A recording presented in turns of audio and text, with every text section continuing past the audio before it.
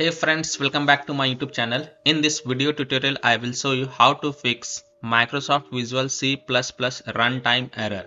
So if you're getting this Visual C++ runtime VC runtime 140_1.dll or MSVCP140.dll error in Hogwarts legacy game, then here follow the fix. The fix is install Visual C++ files. So go to this Microsoft website. Link is provided in my video description. And once you are on this Microsoft website, scroll down and download both the version x64 version and x86 version. Download both the version. Now first click on x64 version. Now if you see repair option, then click on repair, and if you see install option, then click on install and install it. Then next click on x86 version.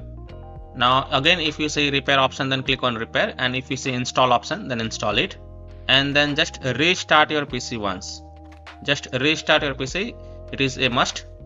And after your PC restart, then you can go ahead, launch the game Hogwarts Legacy and check if your problem is solved or not. So this fix can easily help you to fix Hogwarts Legacy Microsoft Visual C++ runtime error, VC runtime 140_1.dll error, or MSVCP140.dll error.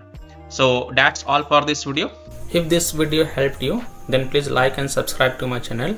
Share this video and hit the bell icon to get the latest updates. Thank you.